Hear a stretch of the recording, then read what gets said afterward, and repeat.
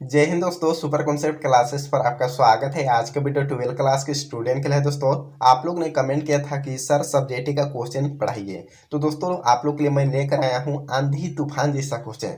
तो दोस्तों यहां पर हम लोग आज देखेंगे ज्योग्राफी का, और आज यहां पर आप लोग मैं पूरा टोटल 16 क्वेश्चन देने वाला हूँ। यानी 1 नंबर वाला क्वेश्चन रहेगा आप लोग का 8 गो, और 3 नंबर वाला क्वेश्चन रहेगा आप लोग का 8 गो। यानी टोटल एक ही वीडियो में कंप्लीट करने वाले हैं 16 क्वेश्चन। तो आप लोग इस वीडियो में लास्ट तक कंप्लीट बने रहिएगा, और चैनल पर नए हैं तो चैनल को भी सब्सक्राइब कर लीजिए। तो देखिए यहाँ पर पहला नंबर क्वेश्चन हमारे पास क्या है, जनसंख्या घनत्व को परिभाषित कीजिए। यानी जनसंख्या घनत्व किसे कहते हैं, क्या है, क्या समझते हैं, क्या तात्पर्य है, कहेगा तो भाई एक ही क्वेश्चन है। ठीक है, तो यहाँ पर देखिए पहला नंबर क्वेश्चन क्या है, प्रति इकाई क्षेत्रफल में रहने वाले लोगों की संख्या को जनसंख्या घनत्व कहते हैं। बात समझ गए? कोई भी क्वेश्चन पूछे भाई इसी को छाप दीजिएगा। देखिए आगे देखिए 2 नंबर क्वेश्चन हमारे पास क्या है, 2011 की जनगणना के अनुसार भारत की जनसंख्या कितनी है। यानी 2011 में भारत की जनसंख्या कितना था। ठीक है, तो 2011 की जनगणना के अनुसार भारत की जनसंख्या 121.02 करोड़ था। ठीक है, और 2001 के अनुसार कितना था आप लोग कमेंट करके जरूर बताना। ठीक है, आगे देखिए तीसरा क्वेश्चन क्या है भाई हमारा पास, प्रवास के 2 प्रमुख प्रकार क्या है। तो प्रवास के 2 प्रमुख प्रकार इस प्रकार है। देखिए पहला अस्थायी प्रवास और एक होता है अस्थायी प्रवास।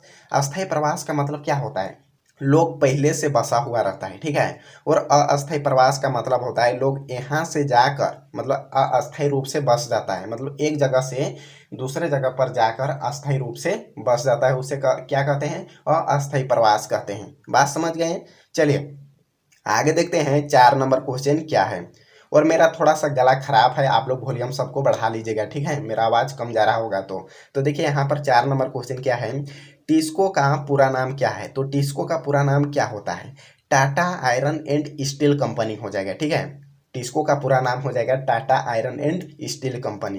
5 नंबर क्वेश्चन देखिए, और ये सभी क्वेश्चन जेक बोर्ड परीक्षा में पूछा हुआ क्वेश्चन है। ठीक है, इसलिए आप लोग बिल्कुल भी मजाक नहीं लेना, सभी को नोट करते जाइए, और आप लोग को इसी प्रकार का 4-5 सेट मिलने वाला है। तो देखिए यहाँ पर क्या कर रहा है, संचार के कई 2 स्रोत को लिखिए।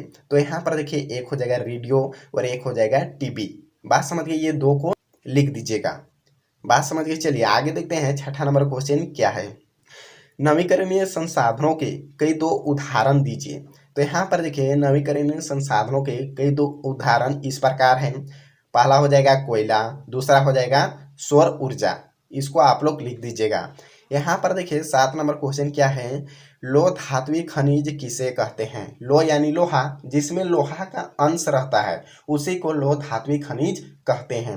तो यहाँ पर देखिए आंसर क्या है, वैसे खनिज जिनमें लो अंश मौजूद रहते हैं लो धात्विक खनिज कहलाते हैं, जैसे लोहा, मैग्नीज। इसको आप लोग लिख दीजिएगा भाई, पूरा फुल नंबर मिलेगा। बात समझ गए? चलिए आगे देखते हैं 8 नंबर क्वेश्चन क्या है, वर्षा जल संग्रहण करने के क्या लाभ हो सकते हैं। संग्रहण मतलब इकट्ठा जमा करने से क्या क्या लाभ हो सकता है। तो यहाँ पर देखिए आंसर क्या है, वर्षा जल संग्रहण पानी की उपलब्धता को बढ़ाता है, भूमिगत जल स्तर को नीचे होने से रोकता है, फ्लोराइड और नाइट्रेस जैसे संदूषक को कम करके भूमिगत जल की गुणवत्ता को बढ़ाता है, मृदा अपरदन और बाढ़ को रोकता है। यानी वर्षा को जल को जमा करने से जो भूमिगत जल होता है उसको नीचे होने से रोकता है। ठीक है, साथ ही मृदा अपरदन को भी रोकता है। मान के चलिए यहाँ थोड़ा आप लोग का जमीन होगा, ठीक है, और थोड़ा ढलान टाइप होगा और इधर थोड़ा पहाड़ एरिया होगा। ठीक है, तो जो पहाड़ तरफ से जो पानी उतरेगा, ठीक है,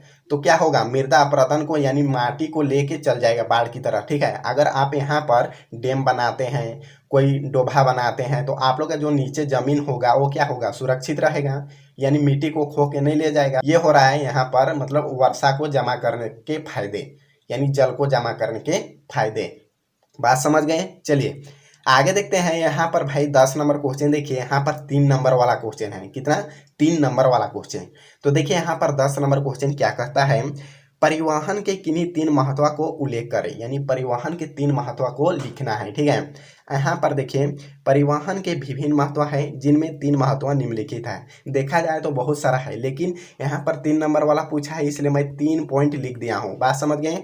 तो यहाँ पर देखिए पहला पॉइंट क्या है, परिवहन के साधनों द्वारा कच्चा माल कारखानों तक पहुँचाया जाता है। यानी परिवहन यानी गाड़ियों के द्वारा जो कच्चा माल होता है उसको फैक्ट्रियों तक, कारखानों तक, उद्योगों तक पहुंचाया जाता है। ठीक है, यहाँ पर देखिए दूसरा पॉइंट क्या है, उद्योगों का तैयार माल उपभोक्ताओं तक तथा निर्यात हेतु अन्य देश तक परिवहन के द्वारा पहुंचाया जाता है।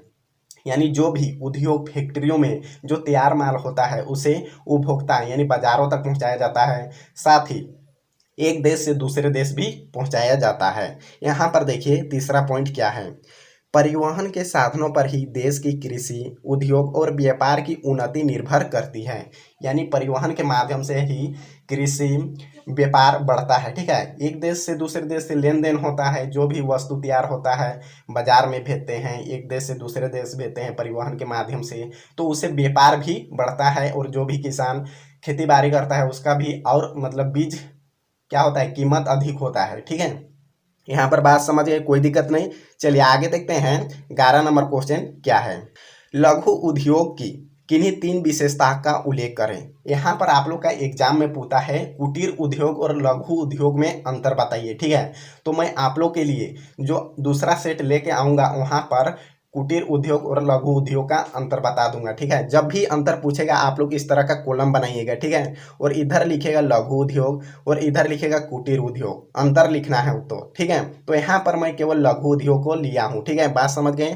तो यहाँ पर देखिए लघु उद्योग में क्या कहता है, लघु उद्योग की किन्हीं 3 विशेषता निम्नलिखित है। पहला देखिए, लघु उद्योगों में सामान्यतः श्रमिक कार्य करते हैं, श्रमिक यानी मजदूर काम करते हैं। बात समझ गए, कार्य मतलब काम।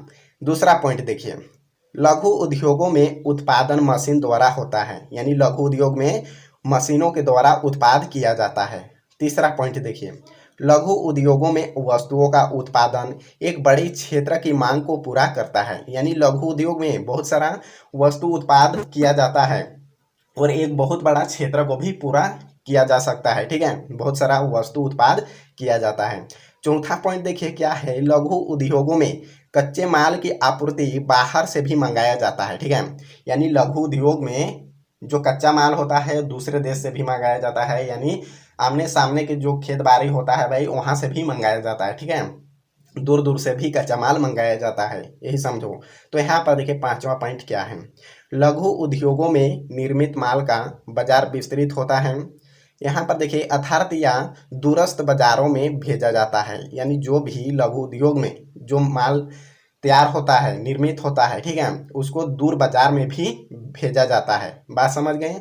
यहाँ पर देखिए 12 नंबर क्वेश्चन क्या है, दक्षिण भारत में चीनी उद्योग के विकास के किन्हीं 3 कारणों को लिखना है। ठीक है, तो यहाँ पर देखिए दक्षिण भारत में चीनी उद्योग के विकास के 3 कारण निम्नलिखित है। तो देखिए यहाँ पर पहला कारण क्या है भाई, इस क्षेत्र में नकदी फसल के लिए अधिक विकल्प, इसलिए किसान कपास, मूंगफली, नारियल, तंबाकू इत्यादि अधिक रुचि रखते हैं। यानी ये सब खेती करने में किसान अधिक रुचि रखते हैं। ठीक है, यहाँ पर देखिए दूसरा पॉइंट क्या है, महाराष्ट्र जैसे राज्य में पानी की कमी के कारण उच्च सिंचाई दरें हैं। यानी महाराष्ट्र जैसे राज्य में पानी की जो सिंचाई होती है वहाँ क्या होती है, उच्च दरें होती है। बात समझ गए? चलिए यहाँ पर देखते हैं तीसरा पॉइंट क्या है, उत्तर भारत की तुलना में दक्षिण भारत में गन्ने की खेती कम विस्तृत क्षेत्र में होती है। यानी उत्तर भारत में क्या होता है, अधिक होता है, जबकि दक्षिण भारत में गन्ने की खेती कम होती है। यानी उसका जो विस्तृत होता है, जो फैलाव होता है वो उसमें कम खेती होती है। बात समझ गए? चलिए आगे देखते हैं 13 नंबर क्वेश्चन देखिए क्या है, भारत में प्रवास के किन्हीं 3 प्रमुख परिणामों का वर्णन करें। तो यहाँ पर देखिए आंसर क्या है, भारत में प्रवास के 3 परिणाम निम्नलिखित है। पहला देखिए, एक होता है जनांगीकी परिणाम, प्रवास से देश के अंदर जनसंख्या को पुनर्वितरण होने से वायुलिंग अनुपात में गहरा प्रभाव पड़ता है। यानी प्रवास से जब भी लोग जाते हैं कुछ काम करने के लिए तो एक देश से दूसरे देश जाते हैं, ठीक है, जिससे लिंग अनुपात में यानी जनसंख्या में क्या होता है, कम बेसी होता है, प्रभाव पड़ता है उसी को कह रहा है। ठीक है, बात समझ गए। चलिए आगे देखते हैं दूसरा पॉइंट क्या है। आर्थिक परिणाम होता है ये। ठीक है, दूसरा में देखिए आर्थिक परिणाम।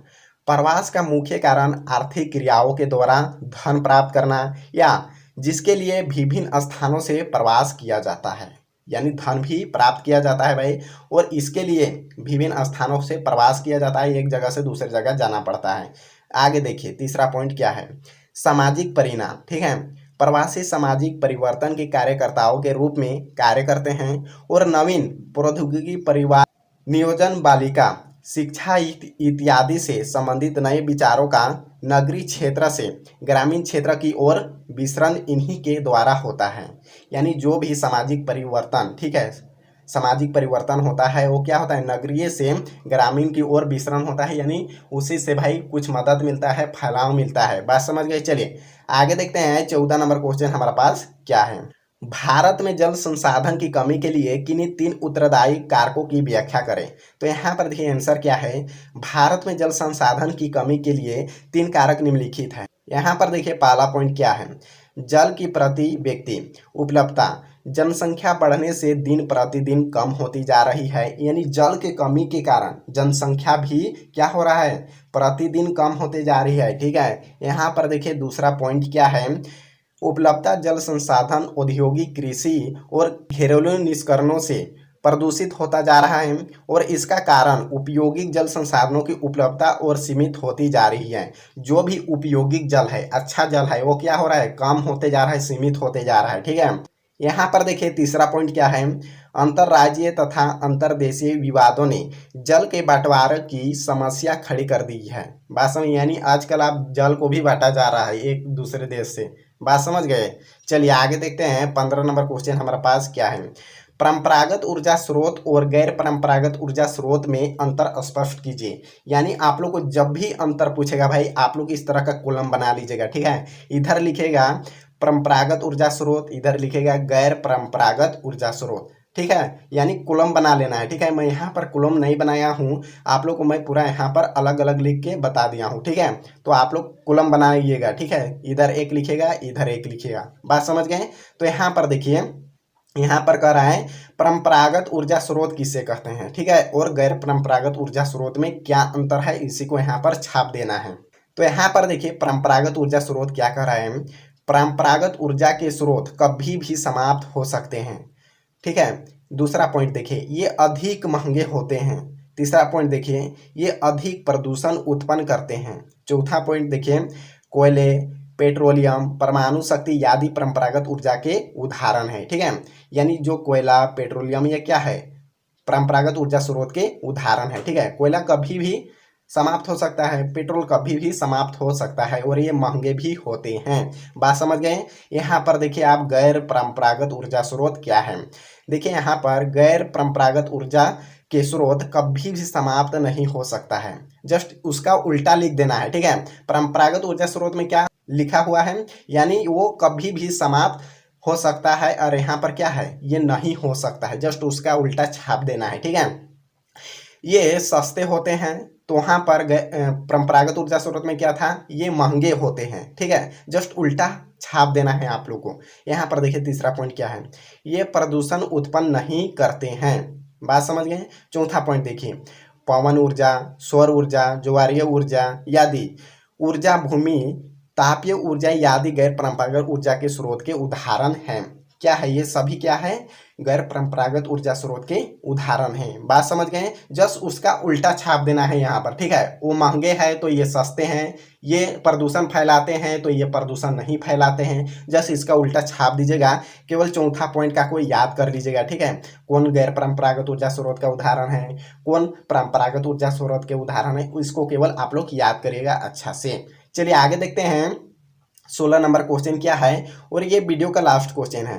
इंटरनेट के किन्हीं 3 फायदे को बताइए। तो इंटरनेट का क्या क्या फायदा है उसको आप लोग को बताना है।